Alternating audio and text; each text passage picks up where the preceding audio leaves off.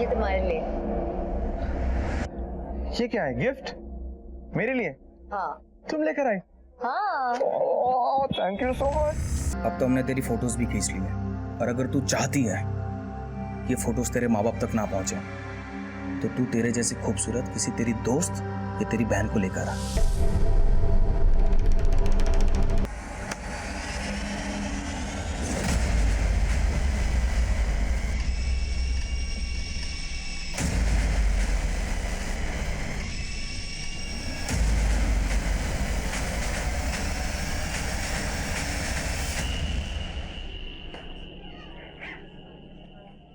मनीषा क्या हुआ?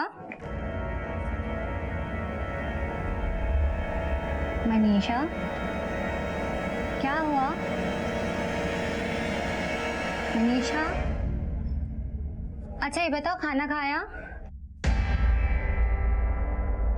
मनीषा हो कहाँ तुम? तुमसे बात कर रही हूँ। मनीषा क्या एक ही बात को बार बार पूछ रही हो? हाँ खा लिया खाना।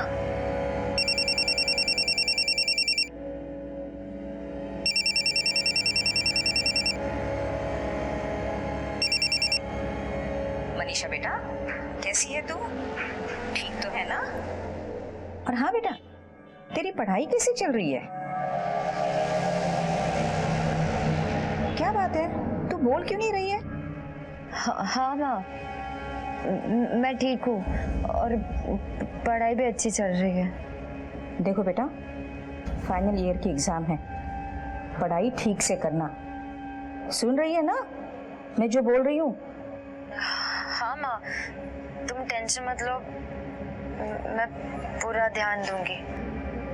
अच्छा माँ चलो मैं रखती हूँ, गुड नाइट, बाय। किसका फोन? मनीषा का। सब ठीक ठाक है ना? जी ठीक है। 9 बज गए, डिनर टाइम, खाना लगाओ जल्दी। हाँ जी। प्रशांत नीचे आ जाओ, खाना लगा रही हूँ।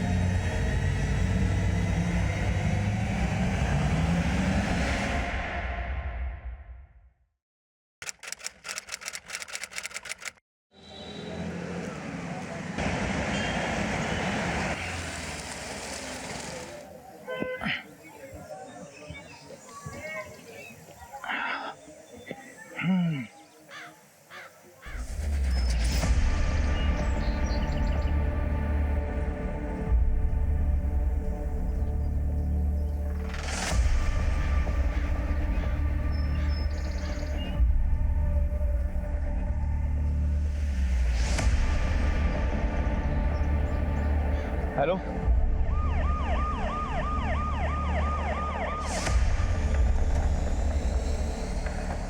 चलिए पीछे हटिए, पीछे हटिए, पीछे हटिए, जरा पीछे हटिए। सर 3 लोग जलकर मर गए हैं और लाशें इतनी बुरी तरीके से जली हुई हैं, पहचानना मुश्किल है कौन और किस उम्र का था, आदमी थे या औरत। आग लगने की कोई वजह? नहीं सर, अभी बताना मुश्किल है। क्या ये मुमकिन है कि किसी ने आग लगाई हो? सर लग तो ऐसा ही रहा है, केरोसिन की गंध आ रही है, लेकिन अभी ये बताना मुश्किल है कि वो डाल के आग लगाई है कि आग लगने के बाद डब्बा गिरा है। Thank you. सर घर को चेक करते वक्त मुझे अलमारियां खुली हुई मिली। सर मुझे तो ये लूटपाट का मामला लगता है। सर हो सकता है कि जब चोर चोरी करने के इरादे से घर के अंदर आए तब ये लोग जाग गए हों और चोरों ने इन्हें जान से मार दिया और उसके बाद में आग लगा दी। खन्ना, अभी किसी भी नतीजे पर पहुंचना जल्दबाजी होगी। अभी तो हमें यह भी नहीं पता कि घर में कुल लोग कितने थे।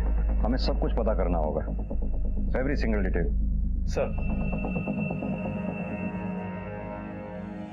खन्ना, आस पड़ोस में देखो, पूछताछ करवाना। सर आप में से फोन किसने किया? सर मैंने किया था। रूपचंद और मैं रोज सुबह साथ में वॉक के लिए जाते थे। आज जब निकला तो देखा घर से धुआं निकल रहा है। मैं घबरा गया और मैंने फायर ब्रिगेड वालों को फोन कर दिया। घर में कौन कौन लोग रहते थे? किसी से कोई दुश्मनी? नहीं सर, किसी से भी दुश्मनी नहीं थी। भाभी संचेती, भाई साहब रूपचंद, बेटा प्रशांत और बेटी मनीषा यही रहते थे।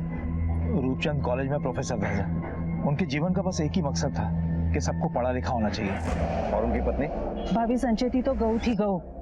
और हाँ सर, रूपचंद भाई साहब की एक बुआ थी जो ऊपर वाले कमरे में रहती थी। बेचारी देख नहीं सकती थी, चल नहीं सकती थी, लेकिन भाभी उनका पूरा ख्याल रखती थी। लो बुआ। भाभी, अरे अनीता, हाँ, कैसी है बुआ? अनीता कैसी है बेटा? मैं अच्छी हूँ, आप कैसे हो?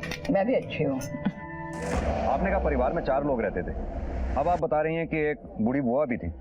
परिवार में कुल कितने लोग रहते थे? वैसे तो 4 लोग थे, भाई, भाभी और उनके 2 बच्चे।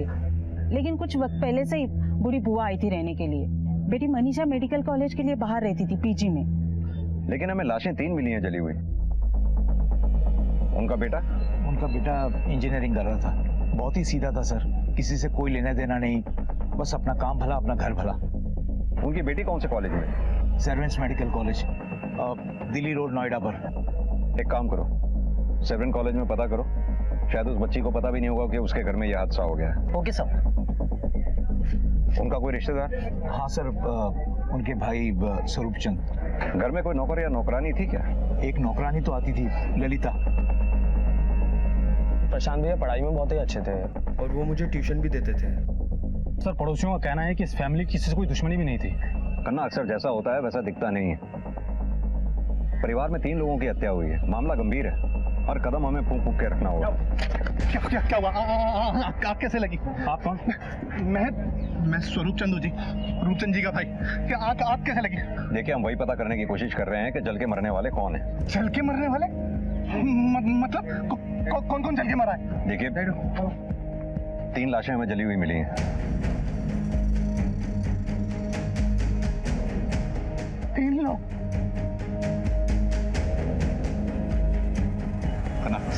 आशीष पकड़ो, भाई तेरा लेके चलिए।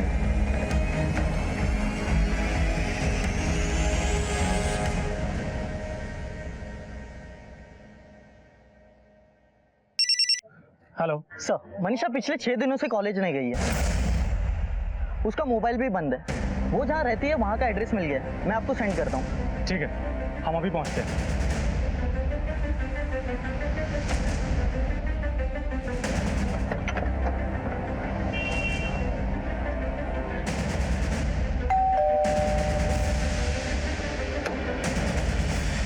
यस।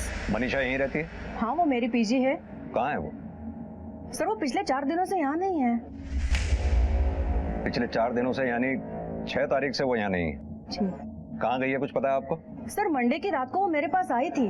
आंटी, आंटी, आप ये चाबी रखिए, दीप्ति को दे देना। एक इमरजेंसी आई है, मुझे जाना पड़ेगा। अरे पर इतनी रात को ऐसे अचानक किधर जा रही है तुम? वो मैं आपको आके बताती हूँ। कुछ बता के नहीं गई सर। और पिछले कुछ दिनों से उसका बर्ताव भी कुछ अजीब लग रहा था। कुछ पूछती थी तो सीधा जवाब ही नहीं देती थी। मनीषा का रूम कहाँ है? आइए। दीप्ति,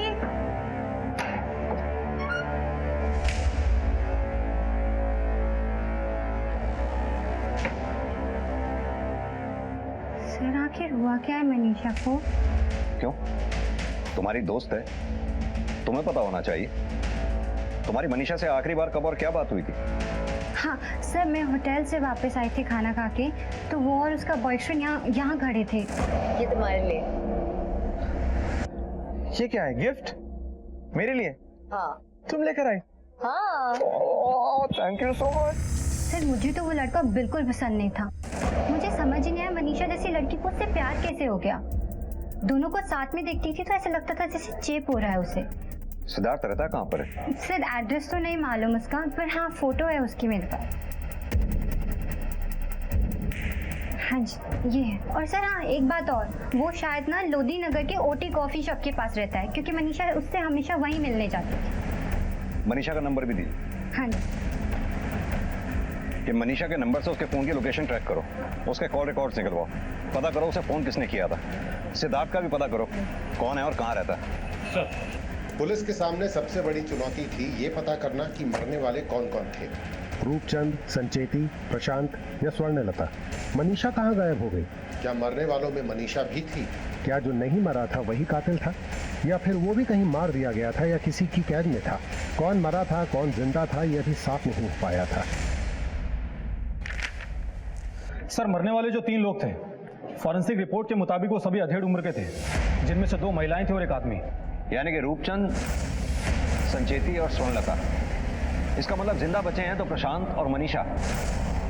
हाँ सर, और सर सबसे चौंकाने वाली बात तो ये है कि इन सभी की मौत 6 तारीख को रात को 11 से 2 के बीच में हुई और सभी को गला रेत कर मारा गया।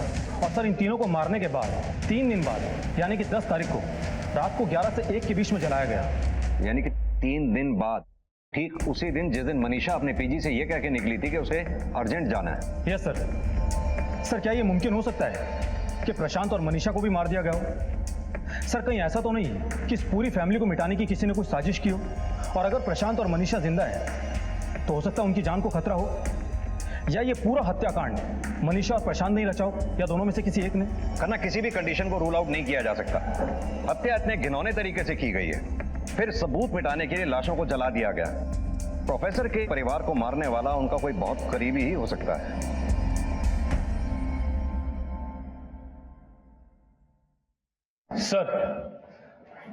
सर मनीषा का फोन उस दिन स्विच ऑफ हो गया था जिस दिन वो पीजी अकोमोडेशन से निकली थी। सर उसके फोन की लास्ट लोकेशन भी वहीं थी। सर उसके फोन नंबर से तो कुछ खास नहीं मिला है, लेकिन हाँ आखिरी बार कॉल उसके घर से लैंडलाइन नंबर से ही किया गया था। सर घर वालों के फोन भी घर पर ही ऑफ हुए हैं। मनीषा के घर से फोन किया गया था? लेकिन सर सिद्धार्थ, उसके बारे में पता चला है कि वो मनीषा के कंपैरिजन में थोड़ा कम पढ़ा लिखा है। सर मनीषा उससे अट्रैक्ट तो हो गई थी, लेकिन हमेशा इस रिश्ते को लेकर परेशान ही रहती थी। और सर पिछले 4 दिनों में मनीषा की पीजी और घर के आसपास देखा गया है।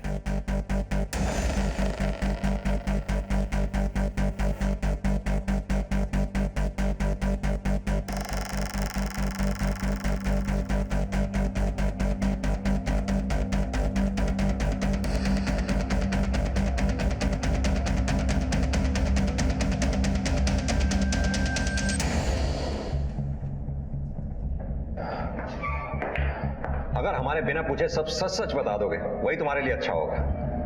लेकिन सर मैं क्या बताऊं? आप लोग क्या जानना चाहते हैं? यही कि तुमने मनीषा के घर में आग क्यों लगाई? क्या सर, मैंने कोई आग नहीं लगाई। मैं तो मनीषा से प्यार करता था। एक प्रोफेसर जिसकी बेटी डॉक्टर बनने वाली थी, वो अपनी बेटी की शादी तुमसे क्यों करेगा? इसी बात का बदला लेने के लिए तुमने उनके पूरे परिवार को खत्म कर दिया। मनीषा कहाँ है? सर कैसी बातें कर रहे हैं आप? मैं भला किसी को क्यों मारूंगा? तो मनीषा से आखिरी बार मिले कब थे? सर मैं उसको मिलने के लिए उसके पीजी अकोमोडेशन गया था। उसने मुझे फोन करके बुलाया था। सिद्धार्थ मुझे थोड़ा टाइम चाहिए। Let me focus. Focus on what Manisha?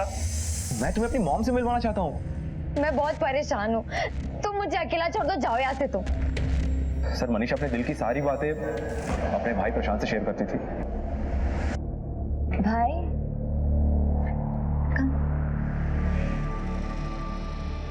भैया, भैया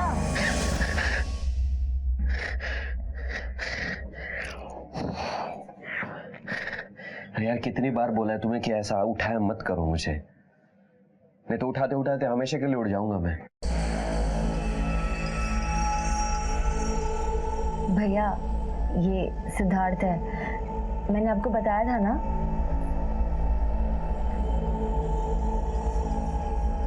हाय सिद्धार्थ, सॉरी आपको नींद से उठा दिया। नींद?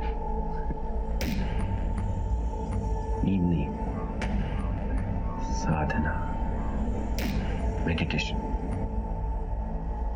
भाई आप तो मेरे और सिद्धार्थ के बारे में सब जानते हो, लेकिन मम्मी पापा का।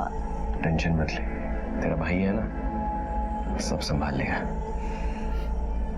Thank you.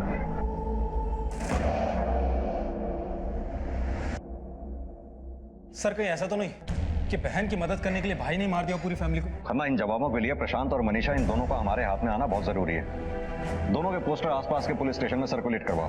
अपने खबरियों को भी अलर्ट करो सर। और जहां तक हो सके। एक मिनट सर। हेलो, ठीक है सर। रूपचंद की जो नौकरानी है ललिता, उसके बारे में एक चौंकाने वाली बात पता चली हमारे कांस्टेबल को।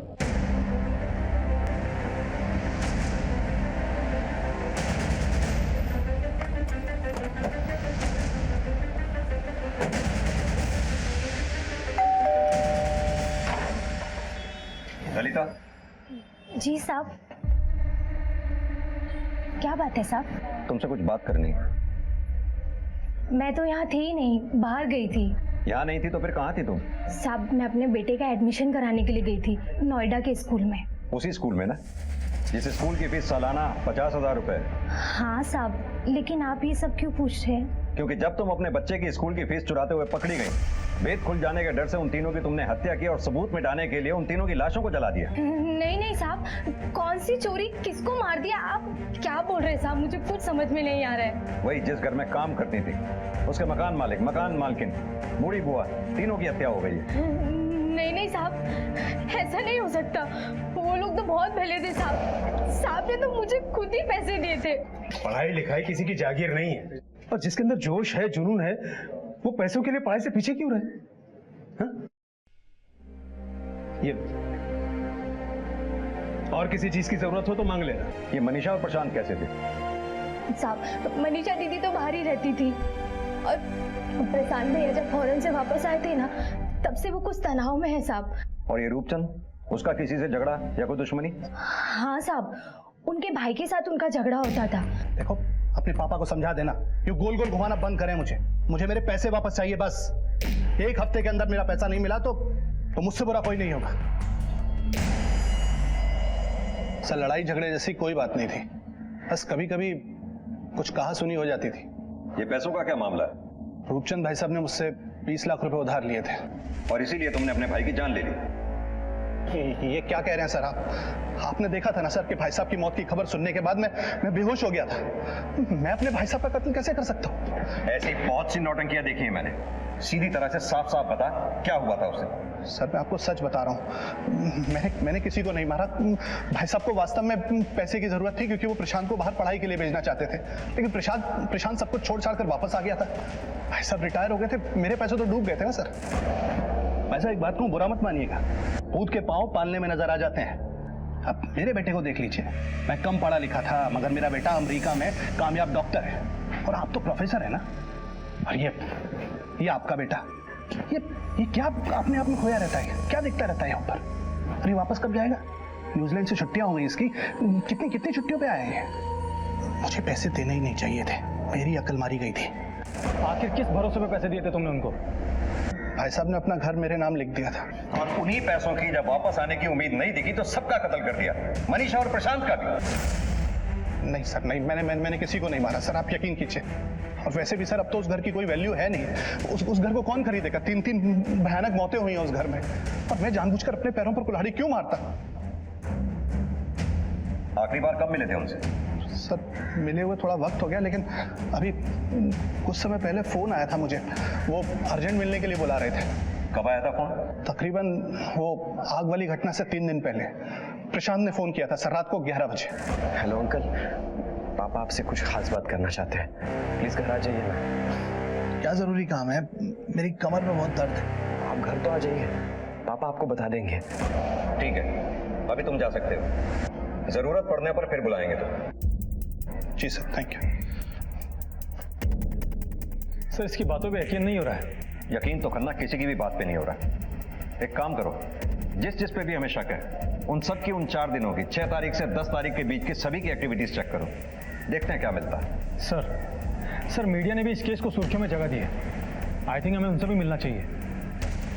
पुलिस केस की तह तक जाने की कोशिश कर रही थी, पर उन्हें जवाब मिलने के बजाय नए सवालों का सामना करना पड़ रहा था। मनीषा और प्रशांत का अभी भी कुछ पता नहीं चला था। एक तरफ पुलिस का शक घर की नौकरानी ललिता, रूपचंद के भाई स्वरूपचंद और मनीषा के बॉयफ्रेंड सिद्धार्थ पर था, तो दूसरी तरफ पुलिस का सबसे अहम मकसद था मनीषा और प्रशांत तक पहुंचना। सर, कुछ समझ में नहीं आ रहा है। एक तरफ तो पड़ोसी कह रहे हैं कि बड़ी प्यारी सी फैमिली है, और दूसरी तरफ ये सच्चाई बाहर आ रही है। करना, सबसे पहले तो प्रशांत और मनीषा, इन दोनों का मिलना बहुत जरूरी है। अगर वो दोनों जिंदा हैं तो इस पूरी गुत्थी का हल उन्हीं दोनों के पास है। लेकिन सर, मोटिव तो सबके पास में ही है। रूपचंद के मरने के बाद में स्वरूप को करोड़ों रुपए का घर मिल जाएगा, और सिद्धार्थ, जो कि मनीषा को पाने के लिए कुछ भी कर सकता है। सब खबरी का फोन आया था, शायद हमारी तलाश पूरी हो गई है।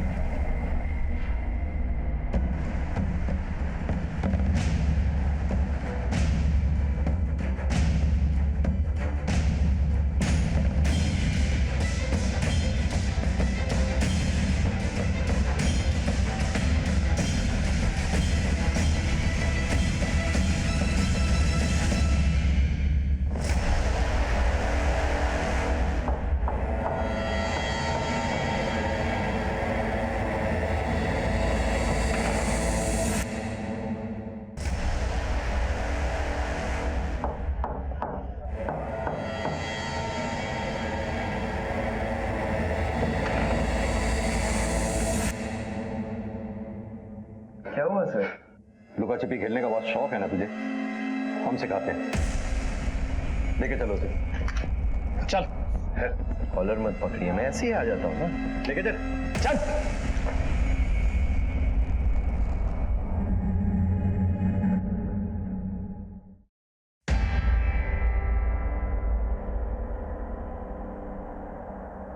वहां क्या कर रहे थे? रह रहा था। तुम्हारे घर में इतना बड़ा हादसा हो गया और तुम वहां रह रहे थे। हादसा? कैसा हादसा? देखो प्रशांत, हमारे सामने एक्टिंग करने की कोशिश मत करो। तुम्हारे घर में आग लगी हुई थी और तुम कहीं और। आग? मेरे घर पे आग लगी? कैसे? सर सब ठीक है ना? क्या तुम्हें नहीं पता तुम्हारे घर में आग लग गई थी? मैं जब वहां से निकला था तब सब सही था। उसके बाद मैं कैसे बता सकता हूँ? मेरे मम्मी पापा सब सही है ना? नहीं, तुम्हारे मम्मी पापा अब नहीं रहे।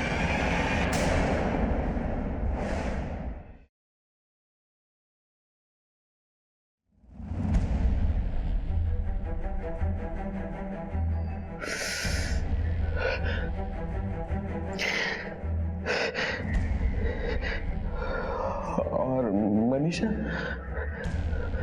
मनीषा कैसी है? मनीषा ठीक है ना? तुम्हें नहीं पता मनीषा कहाँ है? नहीं, मैं जब घर से निकला था तब मम्मी पापा और दादी घर पे थे और मनीषा पीजी अकोमोडेशन में थी। तुम घर से क्यों निकले थे और कब निकले थे?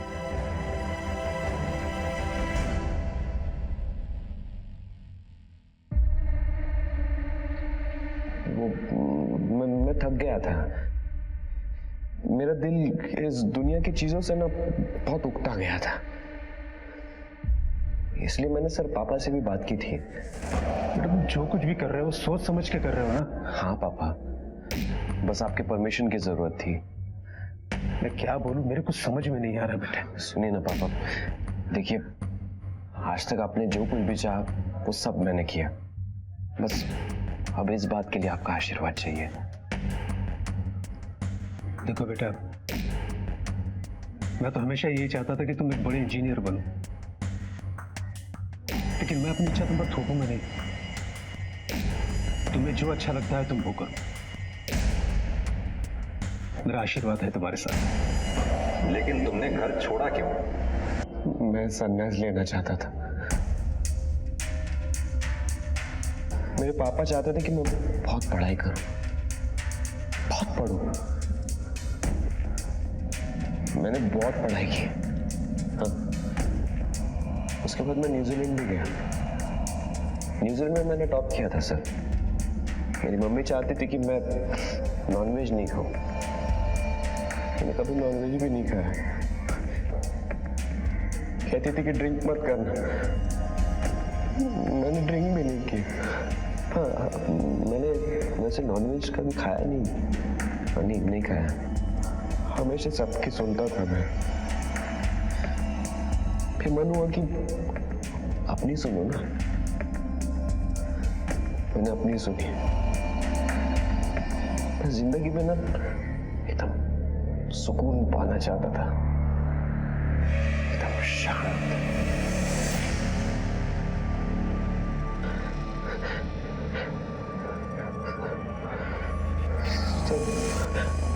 मनीषा ठीक है ना?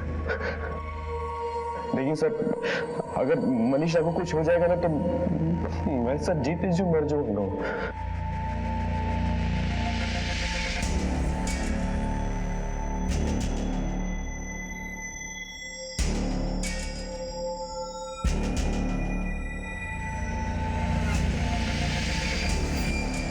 सर ये बार बार ऊपर क्या देख रहा था?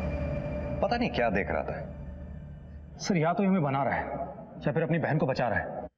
सर इसका कहना था कि इसके पिता ने इसको खुशी से घर से जाने दिया, जबकि स्वरूप चंद का कहना था कि बाप और बेटे में तनाव था। सर न्यूजीलैंड से आने के बाद से इसकी जिंदगी बदली है। खन्ना, इसके लिए हमें इसके दोस्तों से पूछताछ करनी होगी। इसके दोस्तों के बारे में पता लगाओ। डॉक्टर आशा को इसकी सारी डिटेल्स भेजो ताकि इसके साइकोलॉजिकल कंडीशंस के बारे में पता चल सके। सर सर प्रशांत बहुत ही अच्छा दोस्त है मेरा। इनफैक्ट कई चीज़ें लाइफ में पहली बार हमने साथ में ट्राई की हैं। इनफैक्ट पहली बियर, पहला सिगरेट, सब कुछ। सर स्कूल में एक लड़की थी, हमारा दिल भी एक ही साथ उस पर आया था। सर प्रशांत बहुत ही हंसमुख था, बात बात पे जोक क्रैक करना, लोगों की टांग खींचना, ये उसकी आदत थी। अब तुझे नीड मारना है ये। अरे नहीं भाई नहीं, ये आखिरी पैग है और मैं अब पी के जा रहा हूँ घर। और अगर मेरे पापा जगे होंगे और उन्होंने मुझे इस हालत में देख लिया ना, तो मुझे जीते जी मार डालेंगे।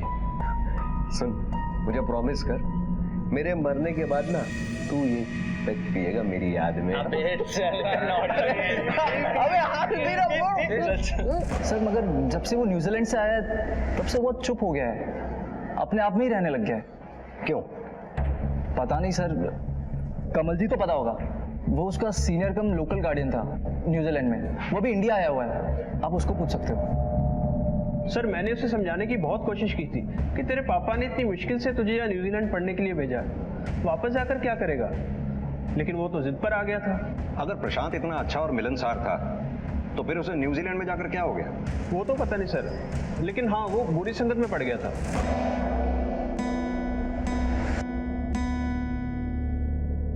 मैंने कहा ना आपको कि मुझे कुछ नहीं सुनना है। प्रशांत रुक तो सही, मेरी बात तो सुन। अरे क्या है, आप मुझे तुम्हारे भले के लिए बोल रहा हूँ ना मैं। इतने पैसे खर्च करके तुम्हारे पापा ने तुम्हें यहाँ पढ़ने के लिए भेजा और तुम कह रहे हो तुम्हारा मन नहीं लग रहा पढ़ाई में। हाँ, नहीं लग रहा तो फिर मैं फोन करके अभी के अभी प्रोफेसर साहब को सब बता देता हूँ। अरे कमल भाई प्लीज कमल भाई आप बैठो प्लीज कमल भाई, अभी कुछ मत बोलिए उनको, ठीक है? जैसे मैं वहां पहुंच जाऊंगा ना तो मैं उनको खुद समझा दूंगा। प्लीज मेरी बात सुनिए। Let's go buddy, let's go please sir, come. ठीक है, कम। सर उसका सारा टाइम स्टाइरिस के साथ गुजरता था।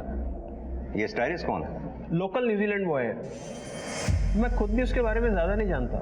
खन्ना, इस स्टाइरिस के बारे में पता करो, उसका सोशल मीडिया अकाउंट स्कैन करो, इन्हें प्रशांत से मिलवाओ, देखो कैसे रिएक्ट करता है। सर आइए।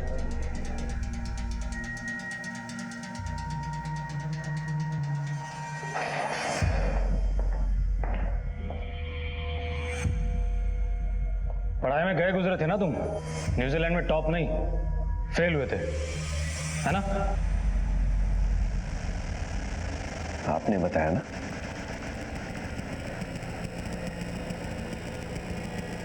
आपने बताया ना। हाँ?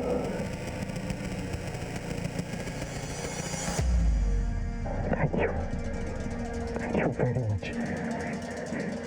बस सिर्फ इससे एक झूठ का बोझ मेरे ऊपर था और वो भी आपने हल्का कर दिया आज।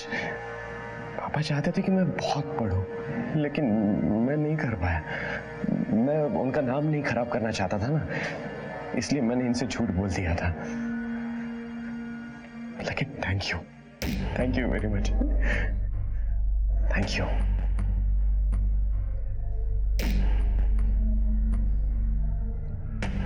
सॉरी पापा, सॉरी। सर मनीषा के बारे में कुछ पता चला? अभी तक तो नहीं, लेकिन जल्दी पता लग जाएगा। आइए।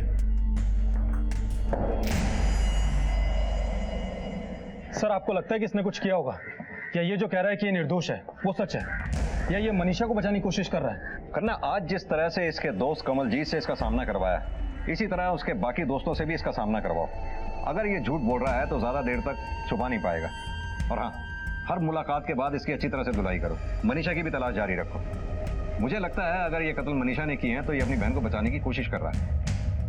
इसके हाव भाव देख के कुछ हिला हुआ सा लगता है। सर साइकोलॉजिस्ट डॉक्टर आशा आई है।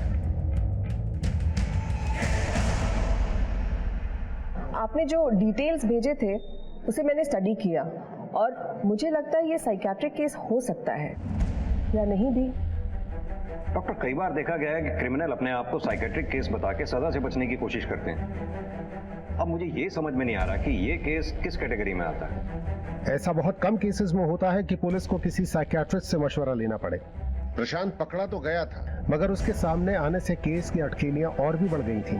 जिस तरह से प्रशांत अपने बयान दे रहा था, यह समझना मुश्किल था कि वो खुद को और अपनी बहन मनीषा को बचाने की कोशिश कर रहा था या फिर सच में उसे कुछ नहीं पता था।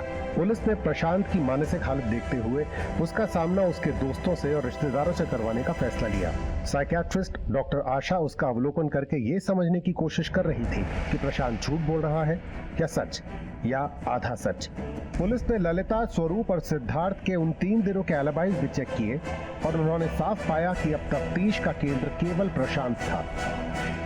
क्या सोच रहे हो प्रशांत? कि मेरी बहन कहाँ है, पता नहीं कहाँ गई है वो, कुछ पता ही नहीं चल रहा है उसका। वैसे तो वो मुझसे ज्यादा स्ट्रांग है, लेकिन है तो वो लड़की ही ना। तो मनीषा से आखिरी बार कब मिले थे? घर से निकलने के 15 दिन पहले। भैया मैं जा रही हूँ। मानो तेरी छुट्टियां खत्म हो गई? हाँ भैया, बल्कि मैं तो 2 दिन एक्स्ट्रा रह ली। भैया आप अपना ख्याल रखना। I miss you. मनु यार, एक बार अच्छे से गले लगा लेना। क्या पता तू अगली बार जब यहाँ आएगी तो मैं यहाँ रहूं या ना रहूं। क्यों? आप न्यूजीलैंड वापस जा रहे हो? लेकिन भैया आपका तो वहाँ मेरे बिना मन लगेगा नहीं। आप कहीं भी जा लो, रहोगे मेरे पास ही। मनीषा मुझसे बहुत प्यार करती थी।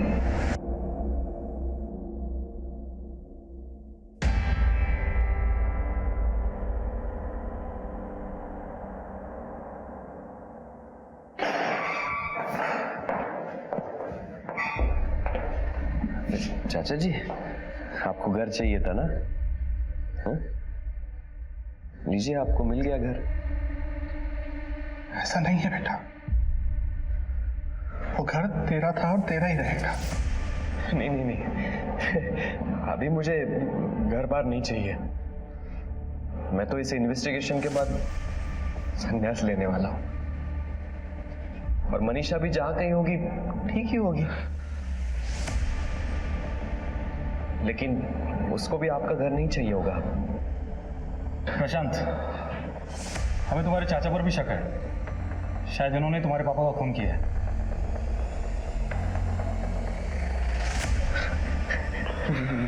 नहीं नहीं सर, अरे ये तो मेरे चाचा जी हैं। वो अपने भाई को कैसे मार सकते हैं? नहीं नहीं नहीं, ऐसा नहीं हो सकता। अच्छा, आपने कहा था कि उस रात को आपको फोन आया था अर्जेंटली घर आने के लिए। जी, इसने ही फोन किया था। तुमने फोन किया था? हाँ, वो सर मैं घर से बाहर निकला था ना जब, तब पापा बहुत रो रहे थे और मम्मी भी रो रही थी। तो मैंने इनको कॉल कर दिया कि आइए और पापा को ऐसे ही संभाल लीजिए। सर, मनीषा के बारे में कुछ पता चला? अभी तक तो नहीं, लेकिन पता चल जाएगा। लेकिन हमें इतना तो यकीन है कि सारा काम तुमने और मनीषा ने मिल के किया है। सर,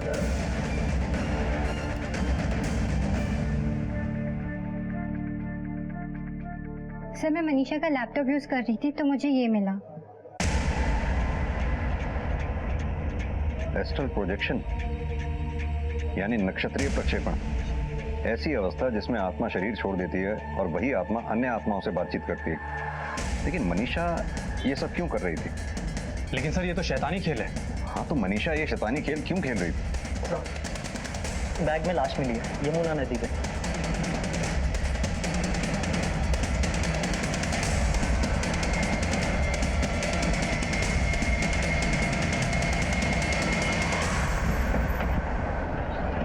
सर, वहां पर किसी इंसान के कटे हुए हाथ पड़े हुए। सर ये देखिए।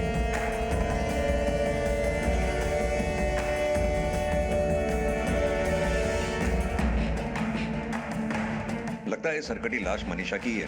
शक्ल काफी मिल रही है।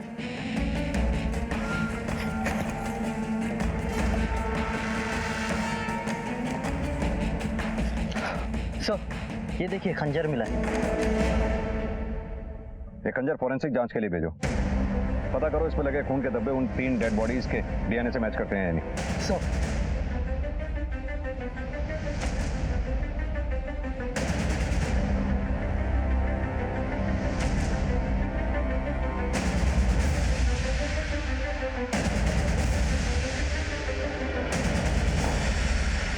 प्रशांत, प्रशांत, प्रशांत,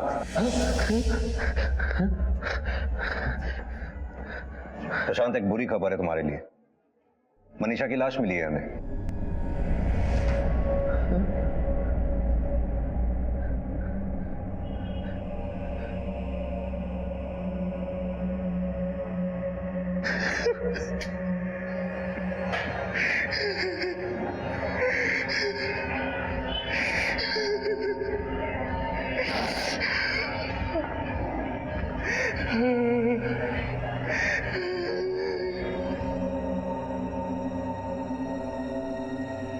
मेरी स्टडी कहती है कि he is the culprit, but he is a very good actor. वैसे भी इसकी एक्टिंग अब ज्यादा देर तक चल नहीं पाएगी।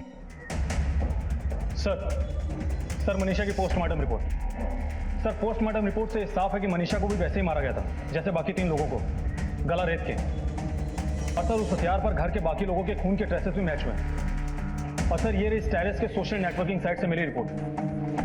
और सर स्टायरस ही प्रशांत का एस्ट्रल प्रोजेक्शन गाइड था। यानी कि दोनों भाई बहन ये सब कर रहे थे। एनीवेज, सबूत तो हमारे हाथ लग गए हैं। अब इस लड़के से एक बाले जुर्म कराना ही हमारे लिए सबसे बड़ी चुनौती है।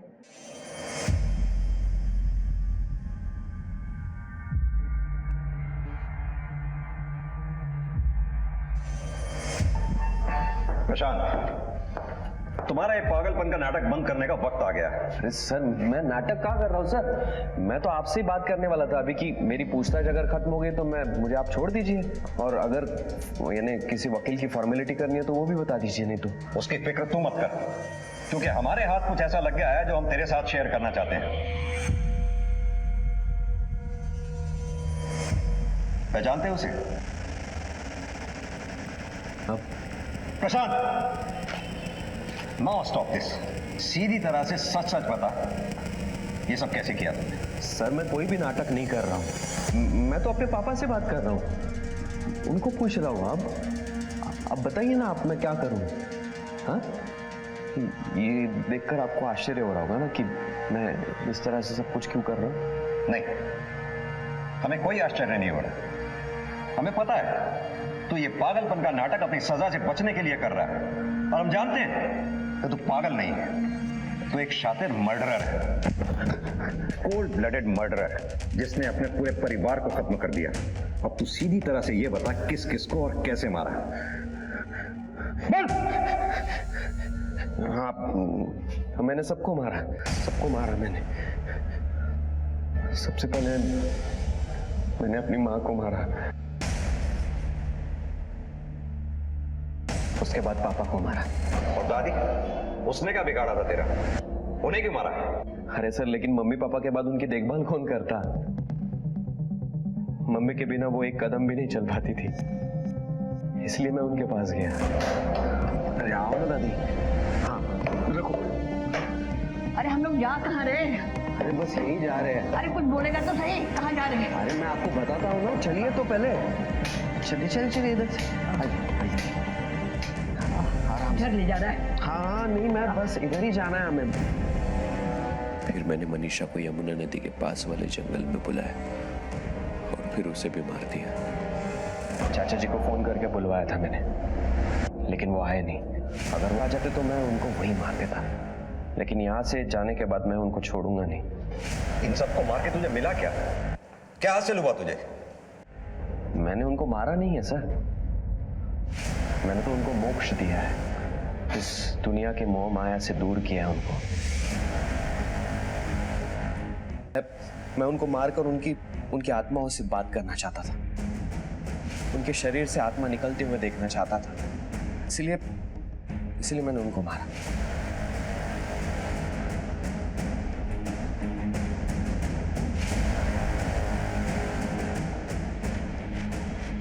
मम्मी, पापा, दादी, आओ मेरे पास आओ, मेरे पास आओ। ये सब मैंने एस्ट्रल प्रोजेक्शन की पढ़ाई करके ये सब विद्या हासिल की है। आप नहीं समझोगे सर इस शैतानी खेल को। हाँ, लेकिन मनीषा समझ गई थी ये शैतानी खेल। इसलिए वो मेरे पीठ पीछे मुझ पे नजर रख रही थी। मेरा लैपटॉप भी लेके गई थी साथ में। पूरा सच बता। सच ये है कि मैं एक एक को मारकर उनकी आत्मा से बात करना चाहता था, लेकिन किसी से कांटेक्ट नहीं हुआ, किसी भी आत्मा से नहीं। सोचा कि घर पर नहीं तो मनीषा को घर से बाहर निकाल कर उसे मारूं, लेकिन फिर भी कांटेक्ट नहीं हुआ उसकी आत्मा से, और ना ही मैंने उसके शरीर से आत्मा निकलते हुए देखी। मम्मी, पापा, दादी, मनीषा, आओ आओ आओ मेरे पास आओ। ये सच नहीं है, क्योंकि अगर ये सच होता तो उनको मारने के बाद उनकी लाशों को जलाता नहीं। तूने जानबूझ के ये सब किया। सच सच बता। पापा मुझसे कभी खुश नहीं थे और मम्मी उसी कारण दुखी रहती थी, और पापा मम्मी एक दूसरे से बहुत प्यार करते थे, इसलिए मैंने उनको मार दिया। मैंने देखा कि सिद्धार्थ मनीषा का ख्याल नहीं रख पाएगा, इसलिए मैंने मनीषा को भी मुक्ति दे दी। इस शरीर की दिन दुनिया में उनको खुश तो नहीं रख पाया मैं, तो सोचा कि आत्मा की दुनिया में मैं उनको खुश रखूंगा, इसलिए मैंने चारों को मुक्ति दे दी।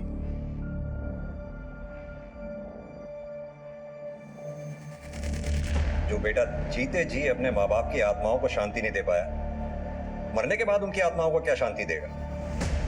भले ही तेरी माँ बाप की आत्मा तुझे शांत कर दे, तुझे माफ कर दे, कानून तुझे कभी माफ नहीं करेगा। ये उन पेचीदा केसों में से एक था जहां पुलिस को अपने दायरे से बाहर निकलकर यानी आउट ऑफ द बॉक्स सोचना पड़ा। अगर पुलिस प्रशांत के दिमाग तक नहीं पहुंचती और अविराम कोशिश नहीं करती तो शायद ये केस हल ही नहीं होता। अपने बच्चों से उतनी ही अपेक्षा रखें जितनी उचित और संभव है, ताकि वो समाज के लिए वरदान बने, न कि अभिशाप। इनको हार्ट अटैक आया था। Heart attack? लेकिन अम्मा को तो बुखार था ना। मेरी सॉरी।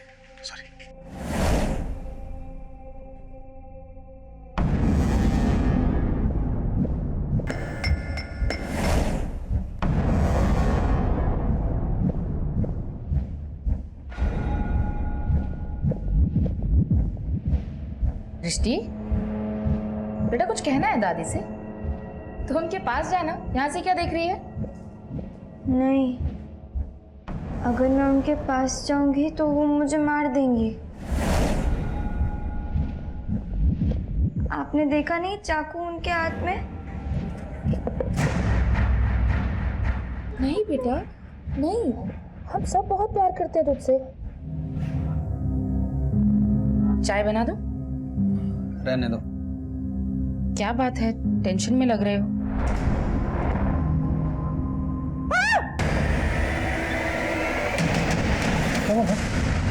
क्या हुआ? बेटा, तेरी बेटी बहुत ही खतरनाक होती जा रही है। मैं सब्जी काट रही थी और मेरे हाथ से चाकू छीन लिया। मैं तो डर गई थी, कहीं मुझे ना चाकू मार दे।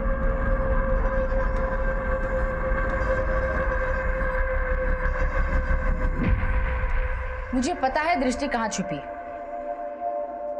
लाओ चाकू इधर दो। आप बटो। दृष्टि तो बहुत ब्रेव है, लेकिन बेटा मम्मी ठीक कह रही है, चाकू से नहीं खेलते। लाओ चलो दादी को सॉरी बोलो। नहीं, मैं नहीं बोलूंगी। दृष्टि, एक काम करते हैं, मैं तुम्हारा और दादी का पैचअप करवाती हूँ, ठीक है?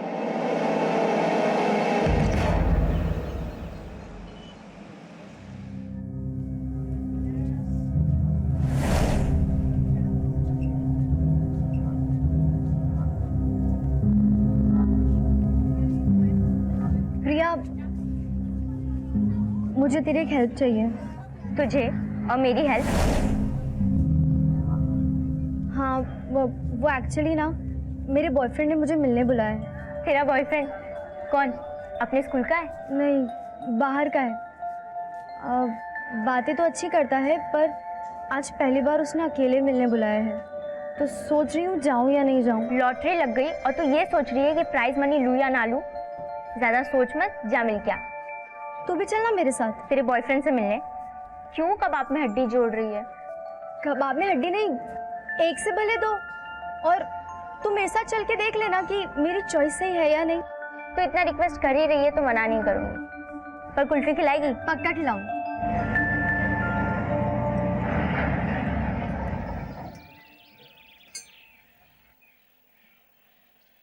मुझे तो लगा तेरे बॉयफ्रेंड ने तुझे रेस्टोरेंट में बुलाया होगा, पर तू उसके घर पे। ये अर्जुन का घर नहीं है, ये मेरी दूर की मौसी का घर। मैंने उसे भी अर्जुन के बारे में बता रखा है। मैंने सोचा बाहर मिलूंगी तो कोई देख लेगा, इसलिए मैंने उसे यहीं बुला लिया। यानी एक के बढ़ के दो नहीं तीन है। तेरी मौसी ने भी उसे पसंद कर लिया है और तू अब भी मेरी सजेशन पे डिपेंड है। तू मेरी बेस्ट फ्रेंड है यार, तेरा सजेशन भी इम्पोर्टेंट है।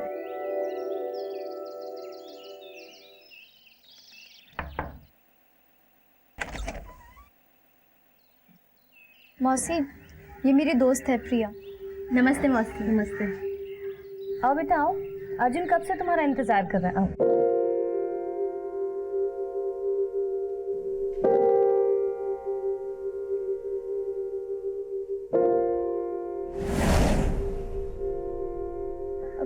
ये मेरी दोस्त है प्रिया। आ जाओ, बैठो।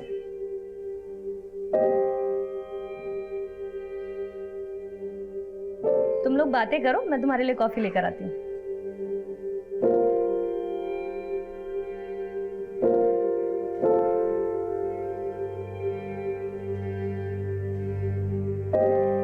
लड़का अच्छा है पर शर्मिला है क्या?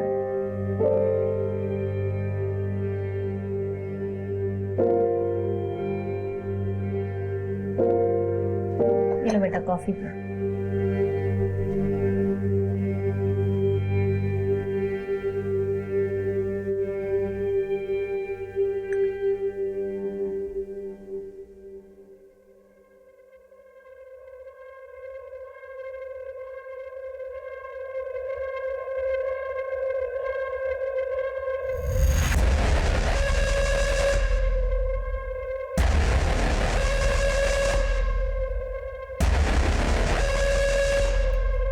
जूही,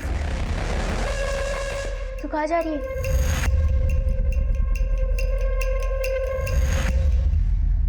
उसने अपना काम पूरा किया और अब तेरा काम शुरू होगा।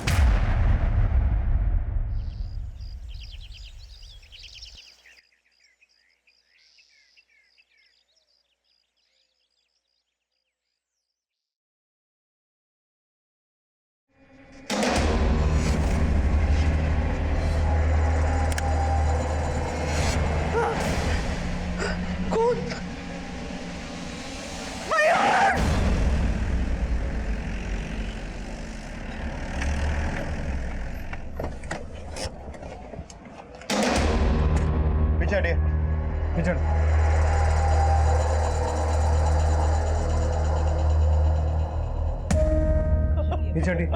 पिछड़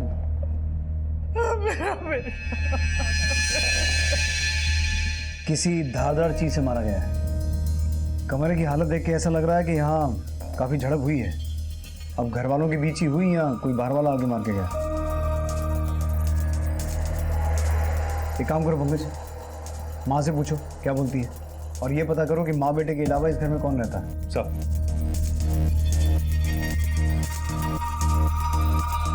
यादव सर, बाहर चेक करो, घर के बाहर या आसपास कोई सीसीटीवी है क्या, और फोरेंसिक टीम से पूछो कहाँ पहुंची। ओके सर, इस आदमी का नाम मयूर है। यहाँ इसकी माँ के अलावा इसकी बीवी अंकिता और बेटी दृष्टि रहते हैं, लेकिन ये दोनों ही सुबह से गायब हैं। प्रिया, मुझे तेरी एक हेल्प चाहिए। मेरे बॉयफ्रेंड ने मुझे मिलने बुलाया है, तू भी चलना मेरे साथ। और तू मेरे साथ चल के देख लेना कि मेरी चॉइस सही है या नहीं। अब तो हमने तेरी फोटोज भी खींच ली है, और अगर तू चाहती है कि ये फोटोज तेरे माँ बाप तक ना पहुंचे तो तू तेरे जैसी खूबसूरत किसी तेरी दोस्त या तेरी बहन को लेकर आ।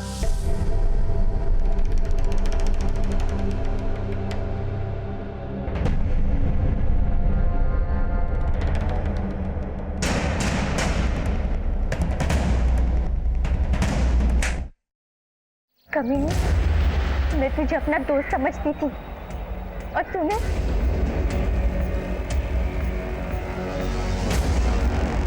देख प्रिया, मुझे गलत मत समझ। तेरी तरह मुझे भी मेरी एक दोस्त ले गई थी वहां पर। मेरे साथ भी वही हुआ जो तेरे साथ हुआ। यार, मेरे फोटोज है उन लोगों के पास। वो लोग मुझे ब्लैकमेल कर रहे हैं। और अब वो मुझे ब्लैकमेल कर रहे हैं। कि मैं उनके पास किसी को लेके जाऊंगी। माना जो तेरे साथ हुआ वो गलत हुआ, पर तूने भी अच्छा नहीं किया जूही। मैं तुझे छोड़ूंगी नहीं।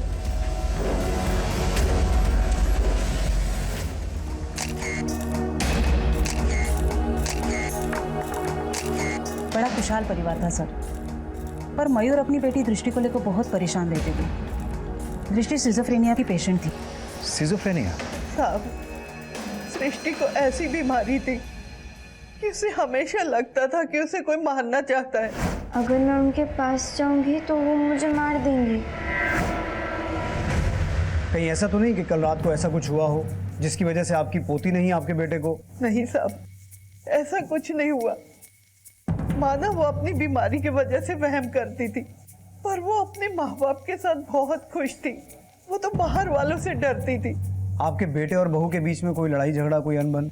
18 साल हो गए शादी को, ऐसा कुछ भी नहीं था। पर कुछ दिनों से मयूर बड़ा गुमसुम रहने लगा था। मयूर, आलू गोभी बनाओ या कोई और सब्जी खानी है? मयूर? मयूर, मयूर बेटा, किस सोच में पड़े हो? कुछ नहीं माँ।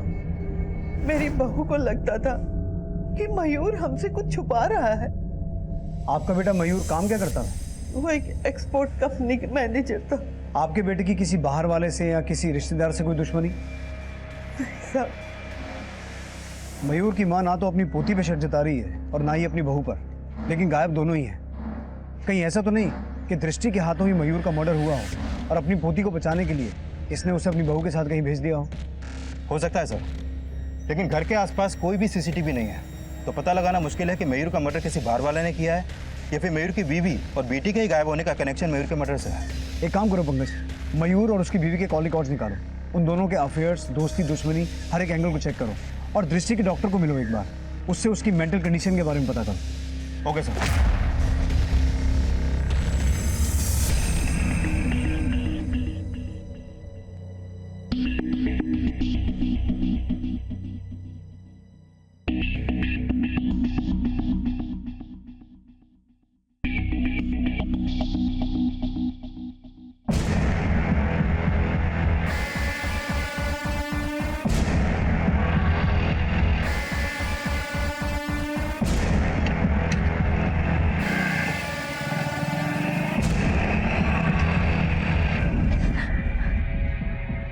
कोटा बहुत छोटा शहर है, तो हमसे बच के भाग नहीं पाओगे।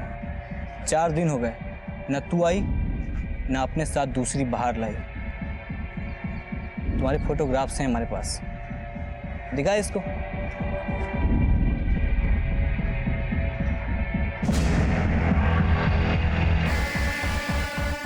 अगर कल तक तू किसी दूसरी लड़की को लेकर हमारे पास नहीं आई तो ये फोटो हम तुम्हारे बाप को भेज देंगे, समझी ना?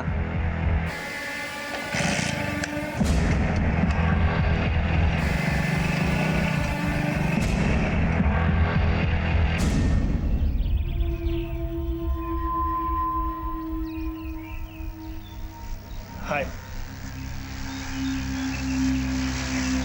सुनो जूही, जूही सुनना। अरे एक जरूरी बात करनी है तेरे से, सुनना। तू चले जा यहाँ से, वरना मैं चिल्लाऊंगी। चिल्ला? अरे कोटा में सन्नाटा भी गूंजता है, यहाँ चिल्लाएगी ना तो बम फट जाएगा। तेरे फोटोग्राफ्स मेरे हाथ लगे हैं। कौन से फोटोग्राफ्स?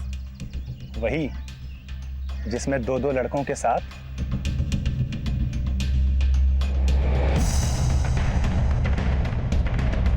अब हमारा नंबर भी लगाना होगा।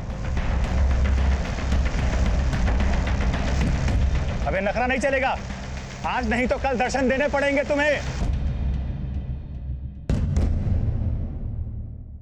सर, दृष्टि के काउंसलर ने बताया कि दृष्टि की मेंटल कंडीशन बचपन से ही ऐसी थी। उसका भी कहना है कि दृष्टि को हमेशा ये वहम रहता था कि उसको कोई मार सकता है। तो पंकज, कहीं ऐसा तो नहीं कि दृष्टि को लग रहा हो कि उसके फादर मयूर उसको मार देंगे और कोई ऐसी सिचुएशन क्रिएट हुई कि दृष्टि ने मयूर को मारा और अंकिता दृष्टि को लेकर भाग गई?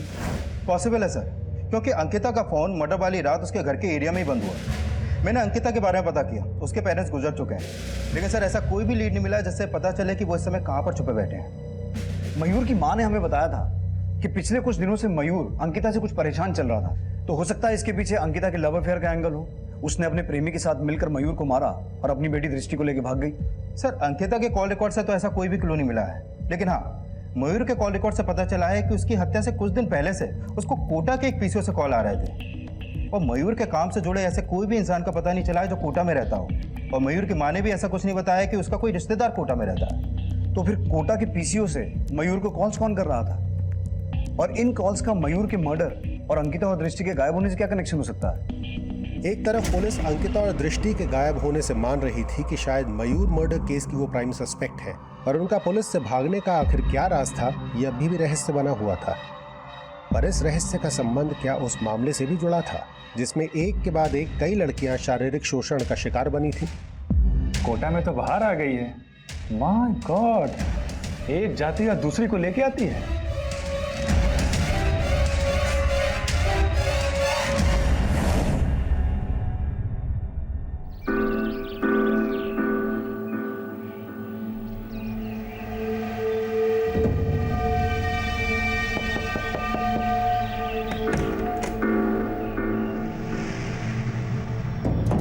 अर्जुन जी, ये हर्षा है। हर्षा, ये वही बायोलॉजी टीचर है जिनके बारे में मैं बात कर रही थी। ये बहुत सारे स्टूडेंट्स को बायोलॉजी की फ्री ट्यूशन्स देते हैं, तो इनके पास पढ़ेगी तो 10th में टॉप करेगी। थैंक यू दीदी। अरे बाहर क्यों खड़े हो, अंदर आ जाओ।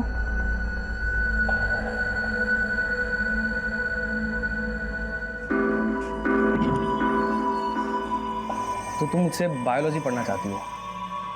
Yes sir. लेकिन मैं पढ़ाने से पहले अपने स्टूडेंट्स की टेस्ट लेता हूँ, क्या तुम टेस्ट दोगी? Yes sir. ठीक है हर्षा, तो तुम सर को टेस्ट दो, मैं चलती हूँ।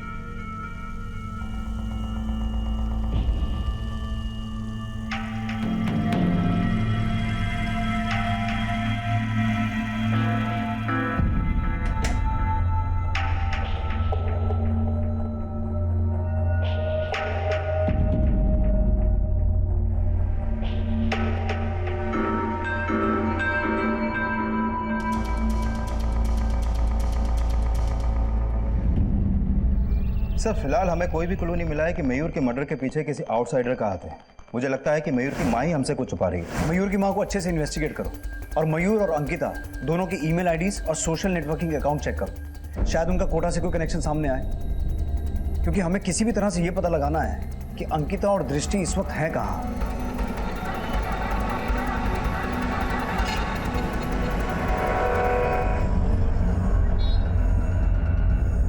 दृष्टि बेटा, हम उतर गए ना गाड़ी से। हाँ, अब मत डरो, ठीक है?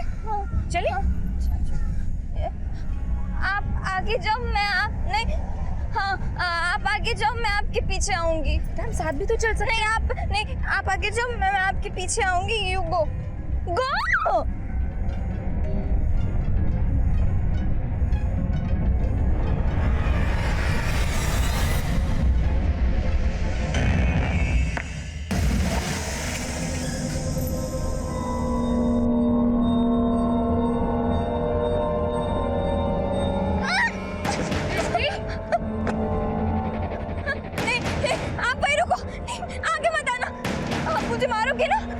नहीं, मैं तुमसे बहुत प्यार करती हूँ बेटा। आप मुझे मेरे घर से यहाँ क्यों लेकर आए? आप मुझे मारोगे? बेटा इसलिए ताकि कोई तुम्हें वहां ना मार सके। नहीं, आपकी मम्मी हो ना? नहीं, मैं आपसे बहुत प्यार करती हूँ। मैं आपसे झूठ क्यों बोलूंगी? खतरा टल गया ना? हाँ, कोई मुझे नहीं मारेगा? हाँ बेटा, खतरा टल गया। कोई नहीं मारेगा। मुझे नहीं मारेंगे पक्का? हाँ।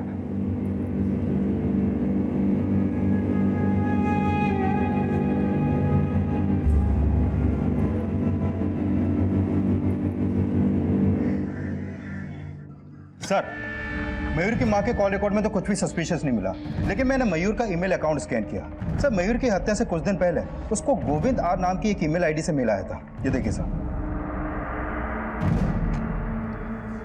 कैसे हो मयूर जी? आजकल मेरा फोन नहीं उठा रहे, कोटा कब आ रहे हो?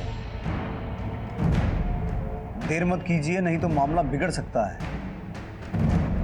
तो ये गोविंद आहार मयूर को कोटा बुलाना चाहता था, लेकिन ये किस मामले के बिगड़ने की बात कर रहा है?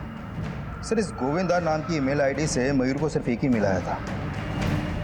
पंकज, हो सकता है ये गोविंद आर वही आदमी हो जो कोटा के पीसीओ से मयूर को कॉल करता था। इसका आईपी एड्रेस निकालो, हो सकता है इसका मयूर के मर्डर से कोई कनेक्शन हो और ये अंकिता और दृष्टि के बारे में कुछ जानता हो।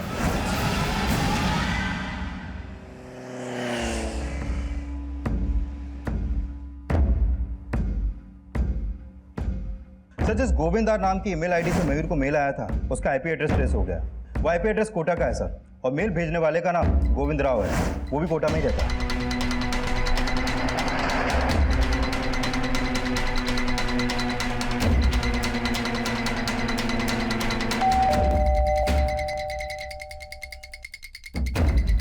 जी, गोविंद राव जी हैं? आप लोग कौन है? आप जरा गोविंद राव जी को बुलाइए। लगता है आप कोटा से नहीं। जी हाँ, हम स्पेशली दिल्ली से उन्हें मिलने के लिए आए हैं। आप उन्हें बुलाइए, हम अपना इंट्रोडक्शन खुद दे देंगे उन्हें।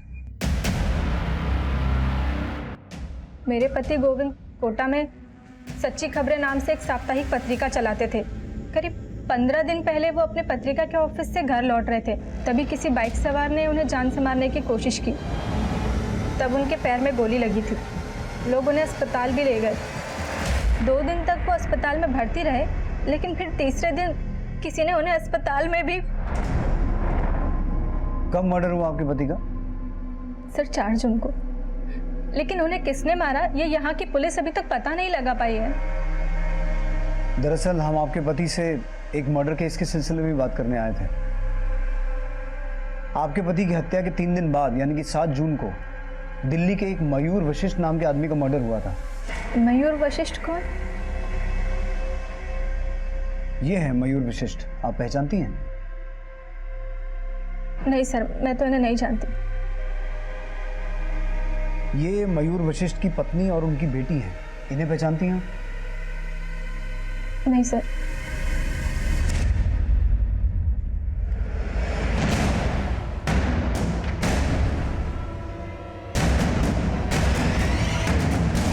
मम्मा, आप मुझे दिल्ली से यहाँ क्यों लेकर आई हैं? आप मुझे कहाँ लेकर जा रही हैं?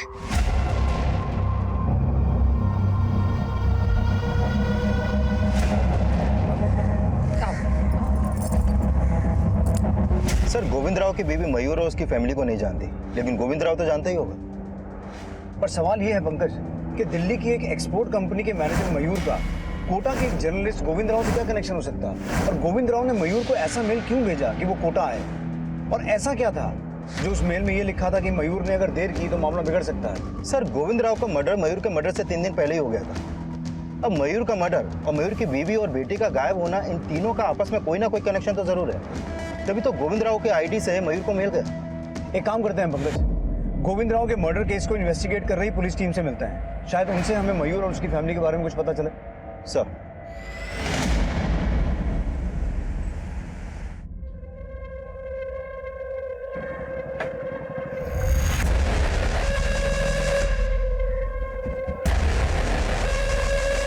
किसके साथ थी तू? जानती भी है वो कौन है? वो बायोलॉजी टीचर है दीदी। और किसने मिलवाया तुझे इस बायोलॉजी टीचर से?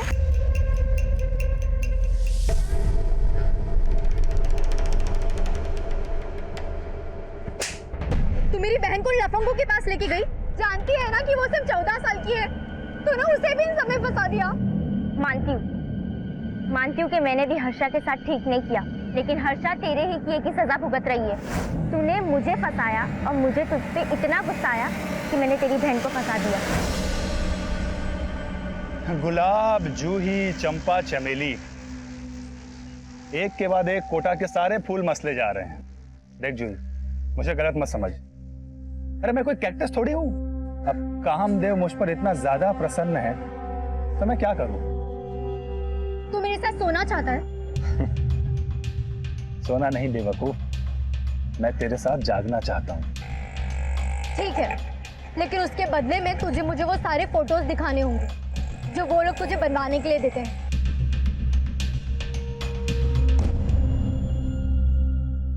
सर गोविंद राव सच्ची खबरें पत्रिका का एक अकेला करता धरता था। एडिटर, पब्लिशर, रिपोर्टर हर काम वही किया करता था, लेकिन उसे खबरें छापने से ज्यादा लोगों को ब्लैकमेल करने में इंटरेस्ट था। हाँ सर, अगर उसे किसी के खिलाफ कोई खबर मिलती तो उसे छापने की बजाय वो उसे ब्लैकमेल करने लगता। पहले हमें लग रहा था कि गोविंद राव के मर्डर के पीछे इनमें से किसी का हाथ हो सकता है, लेकिन हमने इंक्वायरी की, किसी के खिलाफ कुछ मिला नहीं। गोविंद राव ने मयूर को एक मेल भेजा था, उसमें उसे कोटा बुला रहा था और उसमें ये लिखा हुआ था कि अगर मयूर ने देर की तो मामला बिगड़ जाएगा।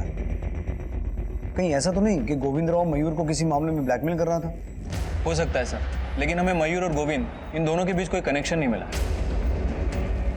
कनेक्शन तो होगा, इसीलिए तो गोविंद ने मयूर को मेल किया था।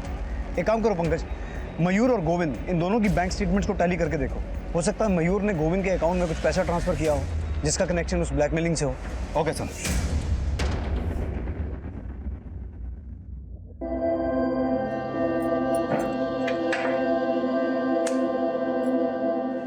दृष्टि, बेटा ये हमारा नया घर है और यहाँ आपको कोई हार्म नहीं पहुंचाएगा।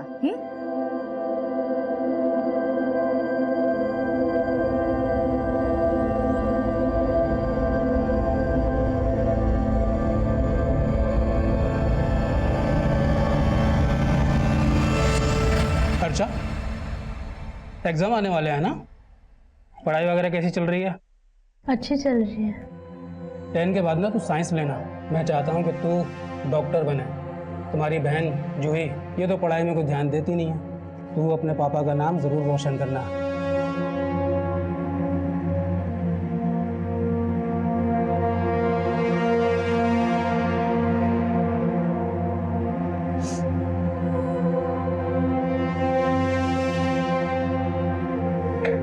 दीदी, आई एम सॉरी, मुझे प्रिया दी के साथ नहीं जाना चाहिए था ना। हर्षा, जब तक तेरी दीदी है तुझे किसी बात से डरने की कोई जरूरत नहीं है। तू बस ये सब भूल जा और अपनी पढ़ाई पर ध्यान दे। पापा को मुझसे कोई उम्मीदें नहीं है, लेकिन तू उनके सपने जरूर पूरे कर।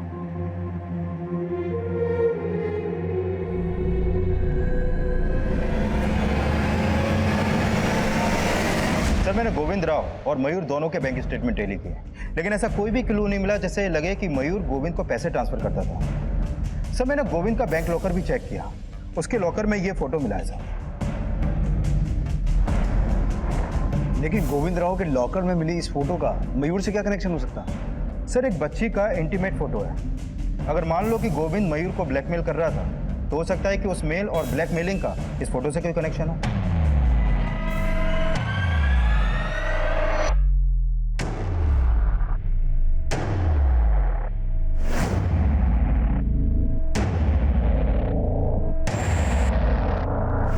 सर एक लेटर आया आपके।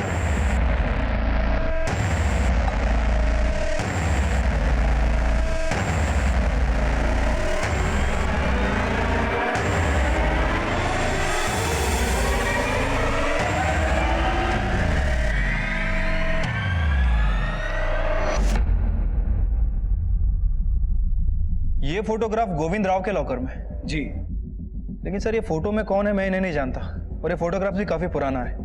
लेकिन इसी तरह के फोटोग्राफ से जुड़ा हुआ एक केस बहुत पहले कोटा में सामने आया था। किस केस की बात कर रहे हैं आप? सर लगभग 25 साल पहले 1992 में कोटा में एक सेक्स स्कैंडल का पर्दाफाश हुआ था। गोविंद राव ने अपनी साप्ताहिक पत्रिका इसी केस के बाद शुरू की थी। मुझे लगता है कि ये फोटोग्राफ्स उसी केस से जुड़ा हो सकता है। लेकिन वो केस एग्जैक्टली था क्या?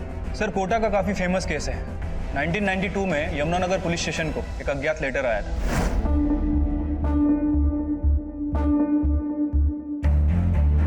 उस लेटर में यह लिखा हुआ था कि कोटा के बहुत सारे लड़के कोटा की मासूम बच्चियों को मोलेस्ट कर रहे हैं। और सर उस लेटर में दी हुई इंफॉर्मेशन के आधार पर यमुनानगर पुलिस स्टेशन ने बहुत सारी गिरफ्तारियां भी की थी।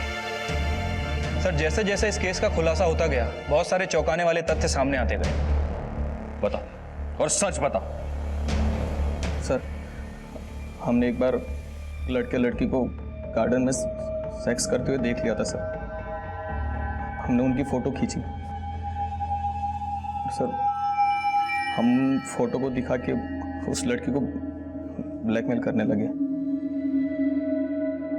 अब अगर तू चाहती है कि तेरे फोटोज तेरे माँ बाप तक ना पहुंचे तो तू तेरे जैसी खूबसूरत लड़की को मेरे पास लेकर आ। सर उसके बाद जो कोई भी लड़की हमारे पास आती, हम उसके सामने वही शर्त रखते थे। तुम तीनों के अलावा और कौन कौन था जो उन लड़कियों का शारीरिक शोषण करता था? और सर उन 3 लड़कों के बयान के आधार पर बहुत सारे लड़कों की गिरफ्तारियां भी हुई। सर इस केस में लगभग 100 से ज्यादा लड़कियां विक्टिम थी और बहुत सारी लड़कियों ने सुसाइड भी कर लिया था। सर जैसे जैसे मामला बढ़ता गया, कोटा की लड़कियों की शादी करना उनके माँ बाप के लिए बहुत मुश्किल हो गया, क्योंकि जैसे ही लोगों को पता चलता कि लड़की कोटा से है, उन्हें लगता कि ये भी उस केस की विक्टिम हो सकती है। तो आप ये कहना चाह रहे हैं कि ये लड़की उन विक्टिम्स में से एक हो सकती है, लेकिन सवाल ये है कि गोविंद राव के लॉकर में ये फोटो क्यों रखी हुई थी? सर अगर गोविंद इस फोटो के बेसिस पे मयूर को ब्लैकमेल कर रहा था, तो हो सकता है कि वो 25 साल बाद भी इन तीनों के टच में होगा। सर ये फोटो देखिए, इसमें 2 लड़के हैं और दोनों के चेहरे प्रोफाइल में हैं। सर कहीं ऐसा तो नहीं कि इसमें से एक मयूर हो और इसीलिए गोविंद मयूर को ब्लैकमेल कर रहा था? यू राइट पंकज, एक काम करो, मयूर की 25 साल पुरानी फोटो चेक करो। हो सकता है गोविंद और मयूर के मर्डर का कनेक्शन 25 साल पुराने उस सेक्स स्कैंडल केस से हो। कुलदीप को बोल के उस केस की सारी फाइल्स मंगवाओ और ये पता लगाने की कोशिश करो कि इस फोटो में जो लड़की है और 2 लड़के हैं, ये है कौन। Okay sir. अंकिता और दृष्टि की कोई अपडेट? सर मैंने उनका फोटो कोटा के सभी थानों में सर्कुलेट करवा दिया है, लेकिन फिलहाल अभी तक ऐसा कोई लीड नहीं मिला है जिससे पता चले कि वो इस वक्त है कहाँ। अंकिता और दृष्टि अब भी पुलिस की पहुंच से दूर थे, लेकिन मयूर की मां इस बात से वाकिफ थी कि वो कहां है, या कुछ ऐसा था जो वो खुद पुलिस से छिपा रही थी। अब पुलिस मयूर और गोविंद मर्डर केस की गुत्थी सुलझाने के लिए 92 में सामने आए कोटा सेक्स स्कैंडल की फाइल्स के पन्ने पलट रही थी और जल्द ही कुछ नए समीकरण सामने आए। सर जिस बच्ची और 2 लड़कों की फोटो गोविंद के लॉकर में मिली थी, उसमें मयूर नहीं है। मैंने मयूर के 25 साल पहले की फोटो चेक की और इस तरीके की कोई भी फोटो 1992 के कोटा सेक्स स्कैंडल केस की फाइल्स में भी नहीं मिली है।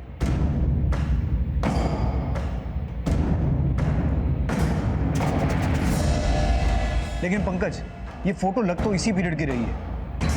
अब इस केस में 100 से ज्यादा लड़कियां विक्टिम थी और सिर्फ 18 लड़के गिरफ्तार हुए थे। कई एक्यूज और विक्टिम्स तो ऐसे थे जिनकी आज तक पहचान ही नहीं हो पाई। तो पूरे चांसेस हैं कि इस फोटो में जो लड़की है वो उसी केस की एक विक्टिम हो और ये जो 2 लड़के हैं ये ऐसे एक्यूज जिनकी आज तक पहचान नहीं हो पाई। लेकिन सर इस केस में मयूर का कोई कनेक्शन मिल नहीं पा रहा। मैंने गोविंद के कॉल रिकॉर्ड चेक किए, उसके मर्डर से पहले तक ये गोविंद इस केस से जुड़ी 2 औरतों के टच में था। कौन 2 औरतें? सर उसमें से एक है प्रिया सिंह जो इस केस की विक्टिम थी और दूसरी है सरला जो इस केस के अक्यूज अमित बिष्ट की वाइफ है। सर अभी ये सरला और प्रिया दोनों के फोन बंद हैं। लेकिन गोविंद एक विक्टिम और एक एक्यूज की वाइफ के टच में क्यों था? सर ये अमित बिष्ट की फोटो प्रोसेसिंग लैब हुआ करती थी और ये अमित ही उन लड़कों द्वारा खींची गई फोटो को डेवलप करता था।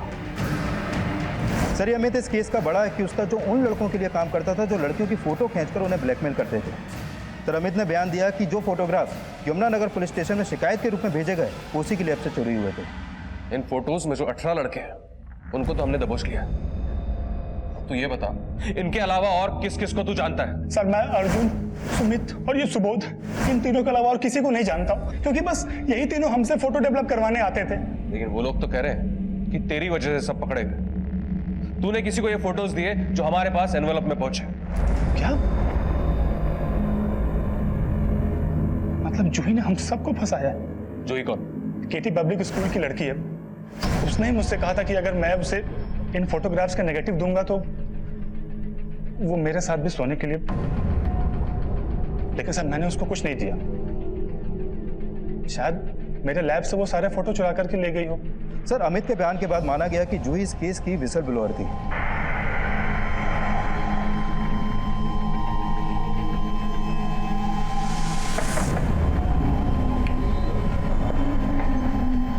जूही यहीं रहती है?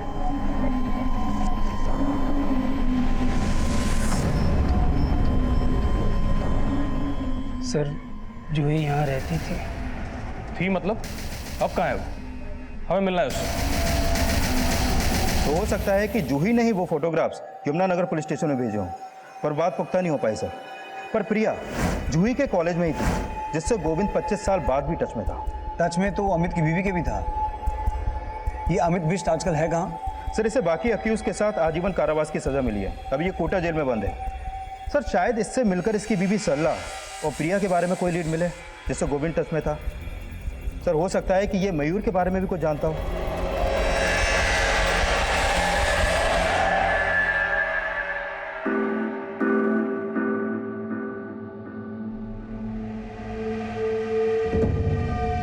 साहब, पिछले 25 साल से मैं इस चार दीवारी में बंद हूं। मुझे क्या पता होगा कि ये कौन लोग हैं। इस लड़की को और दो लड़कों को तो पहचानता होगा, क्योंकि 25 साल पहले ये फोटो तूने ही डेवलप किया था। नहीं साहब, मैं इनको नहीं जानता।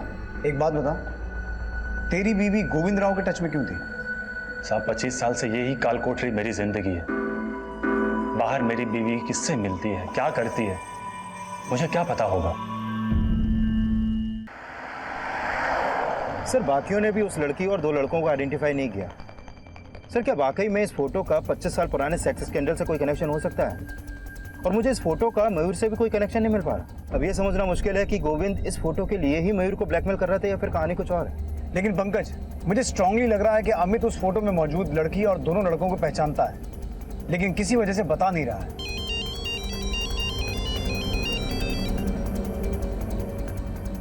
हेलो सर, गोविंद के लॉकर से जो फोटो मिली थी और उसमें जो लड़के थे उसमें से एक लड़के की पहचान हो गई है। कौन है वो? पुष्कर का एमएलए किशोर दीवान।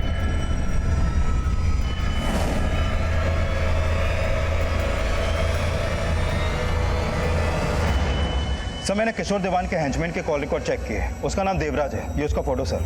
सर, 1 जून को जहां पर गोविंद राव पर हमला हुआ था वहां पर इसका फोन एक्टिव था, और 4 जून को जिस हॉस्पिटल में गोविंद राव का मर्डर हुआ वहां पर भी इसका फोन एक्टिव था। फिर तो पूरे चांसेस हैं कि गोविंद का मर्डर इस देवराज ने किया हो। सर, माना कि देवराज ने गोविंद को मारा, लेकिन क्या मयूर का मर्डर भी देवराज ने किया होगा? अब ये तो देवराज ही बताएगा कि मयूर के मर्डर और मयूर की बीवी और बेटी के गायब होने का क्या चक्कर है। उठा के लाओ इसे।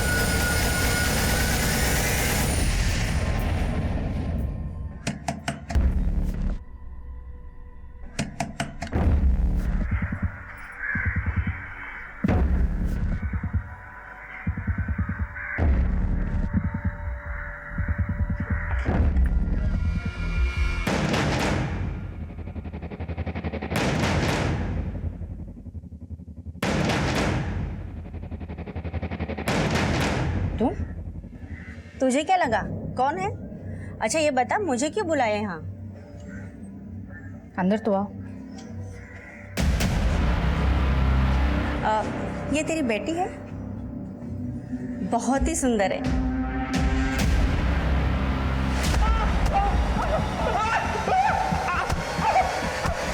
पंकज, बोल।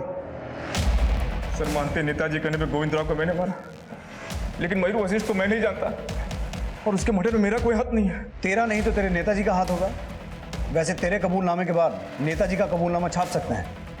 कुलदीप जी, सर, नेताजी का अरेस्ट वारंट निकलवाओ। ठीक है सर।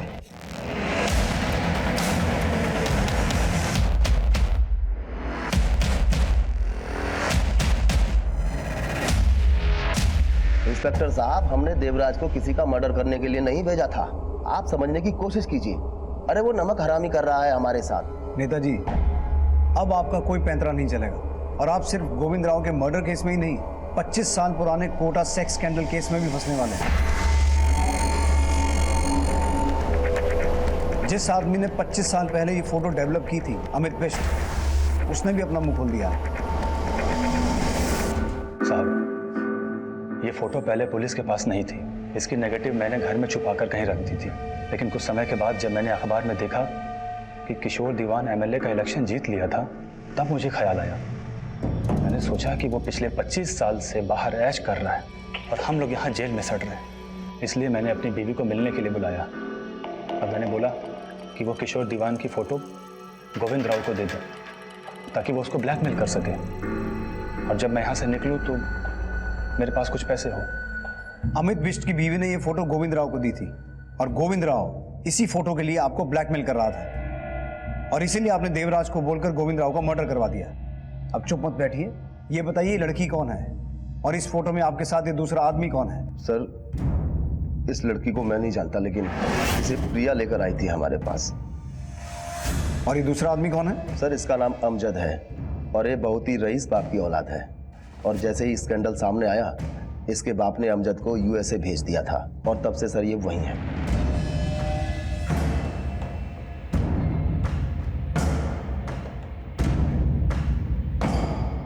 सर, इस फोटो में जो बच्ची है उसकी पहचान हो गई है, उसका नाम हर्षा है।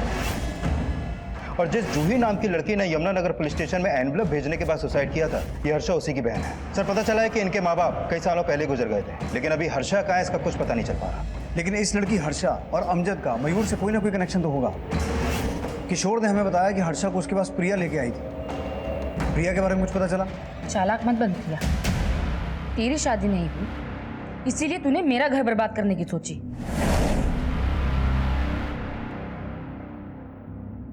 25 साल पहले भी तूने ही मेरी जिंदगी खराब की थी और 25 साल बाद भी तूने ही मेरा घर उजाड़ा।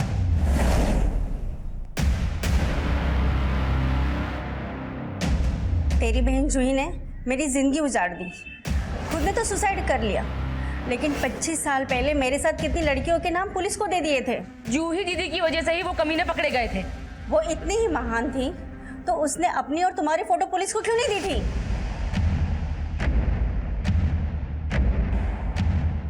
मैंने तेरे पति को कुछ नहीं बताया, वो गोविंद राव ने उसको ब्लैकमेल किया होगा। हर्षा सुन तो मेरी बात। जूही दीदी के सुसाइड के बाद पापा ने मुझे मेरे मौसा मौसी के यहाँ माधवपुर भेज दिया। जूही दीदी के जाने के गम में पापा की भी मौत हो गई। मेरे मौसा मौसी ने मुझे नया नाम दिया, पहचान दी, क्योंकि वो जानते थे कि कोटा की लड़की होना मेरा भाग्य कभी नहीं बदल सकता। उन्होंने मुझे पढ़ाया, मयूर से मेरी शादी की, लेकिन जो कुछ भी मेरे साथ हुआ मैं वो सब कभी भूल नहीं पाई। और इसी स्ट्रेस की वजह से मैंने एक ऐसी बेटी को जन्म दिया जो बचपन से ही स्किज़ोफ्रेनिया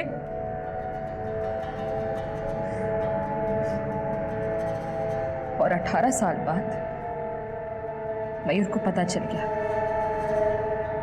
कि मैं कोटा की उन्हीं लड़कियों में से एक हूं। तूने और तेरे मौसा मौसी ने इतना बड़ा धोखा किया मेरे साथ।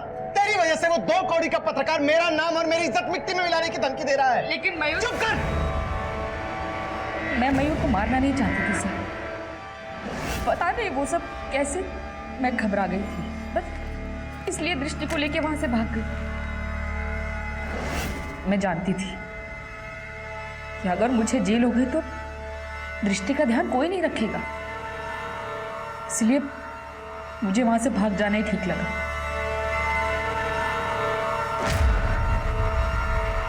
हम सब की जिंदगी में कोई ना कोई एक ऐसा राज जरूर होता है जो हम शायद अपने करीबी से करीबी इंसान को भी बताने से डरते हैं, और अपने करीबियों से सच छुपाने को सिर्फ और सिर्फ धोखे और फरेब की संज्ञा देना हमेशा ठीक नहीं होता। और छिपाया गया सच अगर वाकई बहुत कड़वा है तो भी उसे इतना विषैला नहीं बन जाने देना चाहिए कि माफी मांगने और माफी देने की गुंजाइश ही खत्म हो जाए।